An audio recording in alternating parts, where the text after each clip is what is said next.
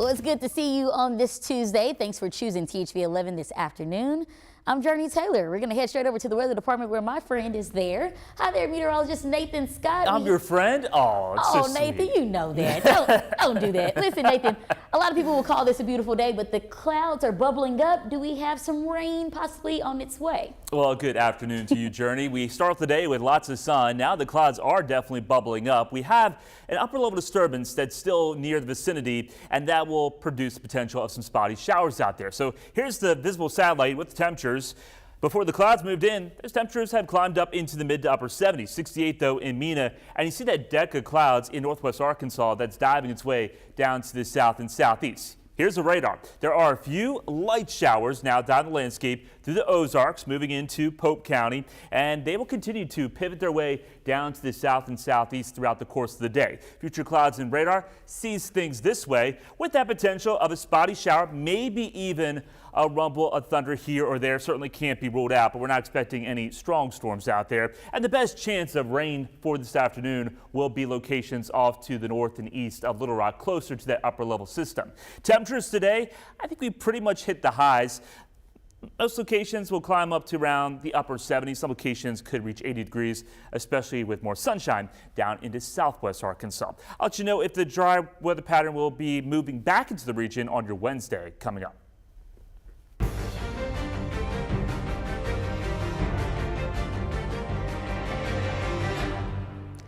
Former President Donald Trump's historic criminal trial continues today, where more dramatic testimony is expected from a star witness in the case. Michael George shares the latest as one of Trump's lawyers returns to the stand.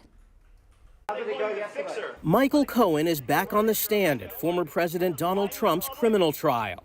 Trump's former personal lawyer and fixer will face cross-examination from defense lawyers who are certain to attack his credibility.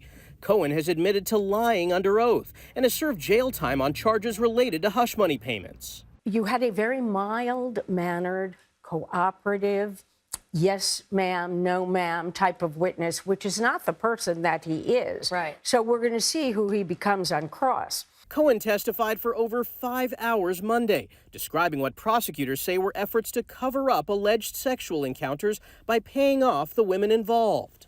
He told the court Trump knew about the $130,000 payment he made to Stormy Daniels and directed Cohen to make it to keep her quiet before the 2016 election, telling him to just take care of it.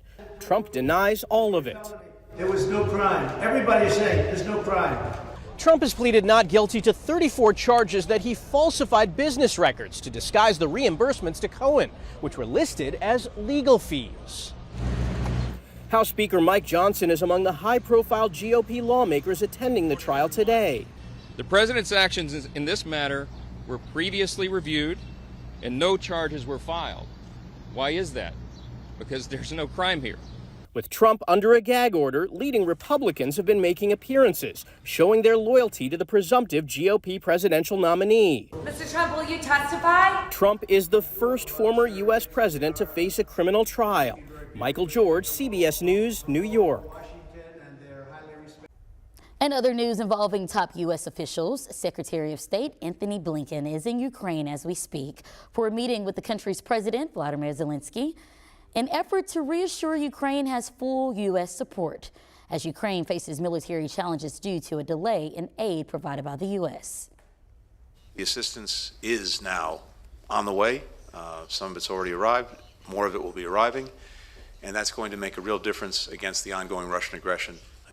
Zelensky says the new weapons couldn't come fast enough as Russian missiles continue to rain down on Ukrainian cities.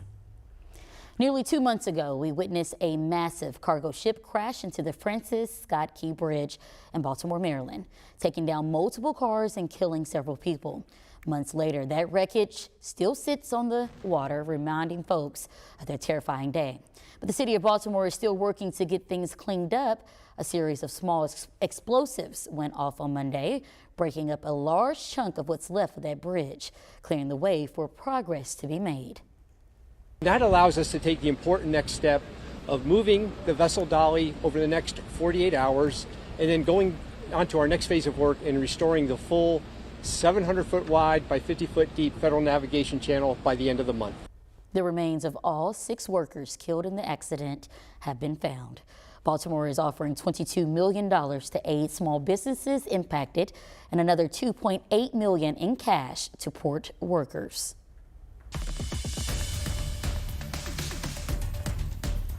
New details this afternoon as we learn more about the couple killed in a plane crash over the weekend. It happened just outside of Marianna Sunday evening after a flight headed to Batesville came crashing down. When emergency crews got to the scene, they found Joseph and Sharon Bryant, both dead. The cause of the crash remains under investigation by the National Transportation Safety Board. In Jacksonville, residents at a troubled apartment complex could be forced to move out. That's if the complex owners fail to comply with police orders. The Willow Bend apartments were recently deemed a public nuisance after police failed to get a hold of the owners of the complex to address growing concerns.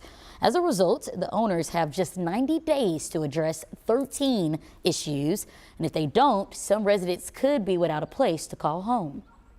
We have children, we work, we care about our children, we care about our community. Many are having to pay for what few people are committing. Jacksonville police say crime is on the rise in the area and say the out-of-state property owners need to be held accountable. And it's not just apartments at risk of being shut down. Some senior centers could go out of business for a completely different reason: funding. The Central Arkansas Development Council oversees the centers and say they could run into a problem as they run out of COVID money. They're underfunded. To get down to the skinny of it, they're underfunded. And Central Arkansas Development Council has been taking organizational funds to support these centers because we understand the need. In a meeting, the board decided to extend the contract up to 4 months without budget cuts. What's something for people in Garland County to be aware of? You will soon be paying more in property taxes thanks to a decision from the county's quorum court. The court voted 9-4 Monday night to approve raising property taxes by $1 million. That money will pour into the sheriff's department, something County Judge Dara Mahoney says is needed to hire more staff. But residents won't notice a change until taxes are due again next year. Hundreds of new jobs are on the way as the Tractor Supply Company opens a brand new distribution center. The new building is now among the biggest in the state. In addition to new work opportunities, the center will bring in millions of dollars worth of investments and will serve around 250 stores across parts of the country. And school is letting out soon for summer break, and if you want to keep your kid out of trouble, keeping them occupied with a summer opportunity may be the route to go. The City of Little Rock's summer employment program, for example, it gets started next month and goes through the end of July and provides kids with hands-on experience in the workforce. Another resource, the Village Place, which offers jobs for teens anywhere from 12 to 18 years old. They receive a lot of benefits and opportunities to develop alongside people that love and care about them. Students say they look forward to participating in the programs and say it's a way to connect with others and just have fun. Living paycheck to paycheck is a harsh reality for millions, and they have no choice but to live in it. Coming up, a few tips to help you stay ahead on your monthly utilities. And those puffy cumulus clouds are producing a few light showers across Arkansas. I'll have a live look at radar, talk about some drier weather on your Wednesday, and then more showers and storms arrive once again later in the work week. More on that forecast next.